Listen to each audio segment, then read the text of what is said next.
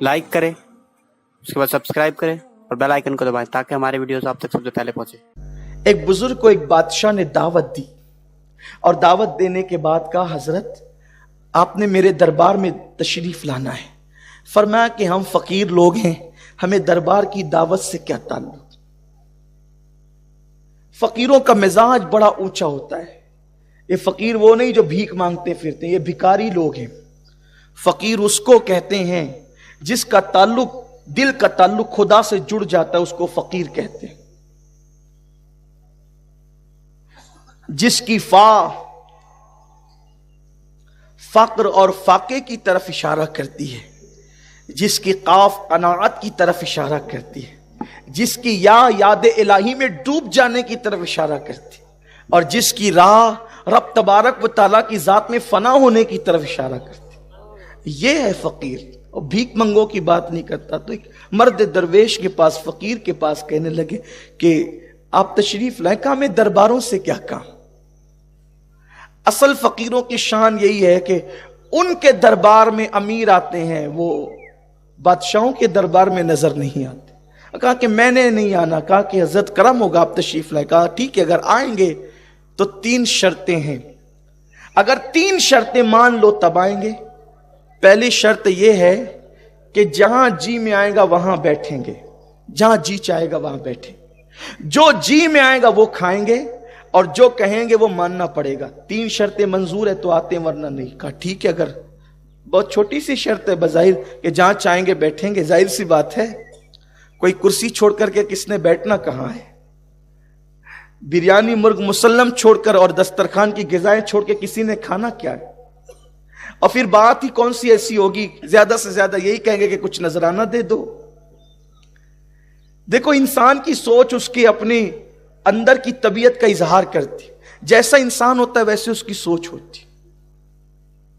इंसान की औकात, उसकी हैसियत, अगर उसकी अजमत या उसकी जिल्लत पता करना हो तो उसकी सोच देखो, और सोच का पता उसकी जबान से चलता है। जबान एक ऐसी चीज है कि अंदर के मशकीजे के अंदर जो है बाहर वही निकलेगा। कहा ठीक है, 3 बातें मान लेते हैं, लेकिन जिनके रुतबे हैं सिवा, उनको सिवा मुश्किल है। जिनको यार का पता मिल जाता है फिर उनकी जिंदगी अलग हो जाती है। दरअसल हमने अभी तो यार से यारी की ही नहीं है। जिसको यार की लज्जतें मिल जाए, उसके कुर्ब की लज्जतें मिल जाएं, फिर उसके लिए जमीन और चटाई में कोई फर्क नहीं रहता, फिर उसके लिए तख्त और तख्ते में कोई फर्क नहीं रहता। इसलिए कि जिसको यार जो मिल जाए, उसका कुर्ब जिसको मिल जाए, अल्लाह करे वो लज्जत हमें नसीब हो। तशरीफ लाए तो पहले से लोग आकर बैठे थे कि बादशाह की दावत जो थी, बादशाह की दावत थी, लोग पहले से आकर के बैठे थे और कुर्सियां भर चुकी थी। आप तशरीफ लाए और जहां लोगों ने, बड़े बड़े उलमा, ज़ुअमा, वज़रा, उमरा ने जहां चप्पल उतारे थे, वहीं पर अपने नफ्स को जलील करने के लिए बैठ गए। शैतान से खतरनाक है नफ्स। शैतान जितना नुकसान पहुंचाता है उससे ज्यादा नफ्स को नुकसान पहुंचाता है। अल्लाह नफ्स की शरारत से महफूज रखे। और रमजान शरीफ नफ्स को कुचलने के लिए आता है, क्योंकि शैतान तो कैद हो चुका रहता है ना, फिर नफ्स को कुचलने के लिए। और जब नफ्स कुचल जाए तो फिर खुदा के जलवे नजर आते हैं, मुशाहिदा हक नसीब होता है नफ्स कुचलने के बाद। एक दिन हजरत दाऊद अलैहिस्सलाम ने कहा ना, ए अल्लाह तू मुझे अपना बना ले, तू मुझे अपना बना ले, तू मुझे अपना बना ले।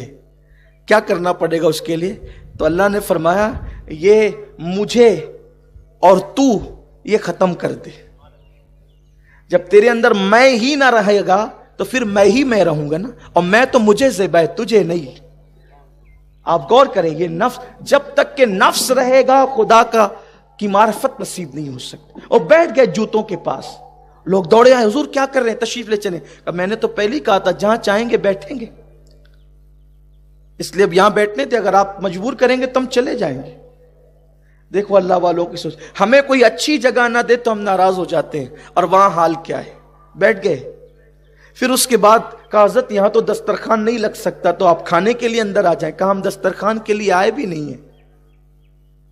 अपनी झोली से सूखे टुकड़े निकाले और शौक से चबाना शुरू कर दी। बस यही बात है मुसलमानों, लजीज से लजीज गिजा की लज्जत सिर्फ हलक तक है। हलक के नीचे जब लुकमा जाता है तो सूखी रोटी और लजीज गिजा दोनों एक ही हो जाती। सिर्फ 2 सेकंड की लज्जत के लिए मुसलमान हराम में डूब गया है, हलाल और हराम की तमीज खत्म कर चुका है, अल्लाह का खौफ दिल से निकल चुका है। तो लुकमा लोग डाल रहे थे मुरग्गन गिजाएं, लजीज गिजाएं, और वो सूखी रोटी उठा करके चबा रहे थे। जब चबा लिया और खा लिया, फिर उठ करके अंदर आए, जब सब खा चुके, कहने लगे अब जरा चूल्हा जलाओ, उस पे तवा रखो। कहने के मुताबिक चूल्हा जलाया गया, तवा रख दिया गया। जब तवा आग से बिल्कुल तप कर लाल हो गया तो वो बुजुर्ग उस लाल आग के तवे पे खड़े हो गए और आसमान की तरफ रुक करके कहने लगे, अल्लाह मैंने हराम नहीं बल्कि हलाल खाया है, मैं हराम की कालीन पर नहीं बल्कि तेरी हलाल जमीन पे बैठा हूं। और उसके बाद फिर नीचे उतरे तो उनको कुछ नहीं हुआ। फिर आपने उन लोगों से कहा, बादशाह की कुर्सी पे बैठने वालों और उसके दस्तरखान पे खाने वालों, जरा अब तुम भी तवे पर आकर खड़े हो जाओ और आज के खाने का हिसाब दे दो, हिसाब दो आज के खाने का, तुमने क्या खाया है। तो वो कहने लगे, हजरत आप अल्लाह के वली हैं, आपको कोई नुकसान नहीं हो सकता इस तवे से, हम लोग वली नहीं है, हम इस पे खड़े नहीं रह सकते। तो आपने फरमाया, नादानो, जब तुम आज दुनिया की आग के तवे पर जो तप चुका है आग की हरारत की वजह से, उस पे खड़े होकर एक वक्त के खाने का हिसाब अल्लाह को नहीं दे सकते, तो कयामत के दिन तो आग का तवा नहीं होगा बल्कि जमीन को ही आग बना दिया जाएगा। और फिर उस जमीन पर जो आग उगल रही होगी, एक वक्त का खाना नहीं बल्कि पूरी जिंदगी का हिसाब देना होगा। उस वक्त तुम कौन से वली हो जाओगे? जब आज वली नहीं तो उस दिन क्या वली हो जाओगे? उस दिन उस जमीन पर कैसे खड़े रहोगे? उस दिन अल्लाह को कैसे जवाब दे सकोगे? रब की बारगाह में कैसे हिसाब दे सकोगे? कुरान कहता है, अयहसबुल इंसानु अन युत्रका सुदा, क्या इंसान ये तसव्वुर करता है कि अल्लाह हिसाब लिए बगैर उसको छोड़ देगा? नहीं नहीं, ईद के दिन खर्च करने वालों सिनेमा घर में खर्च करोगे, नाजायज कटिंग पे खर्च करोगे, नाजायज मकामात पे खर्च करोगे, लग़वियात और फवाहिशात पे खर्च करोगे। सुम्मा लतुसअलुन्ना यौमइज़िन अनिन नईम, अल्लाह रब्बुल इज्जत तुमसे हर नेमत के बारे में पूछेगा। कहीं ये ईद का दिन यौम अजाब न बन जाए, कहीं ये मगफिरत का दिन अल्लाह की अजाब में गिरफ्तारी का दिन न बन जाए। एहसास कीजिए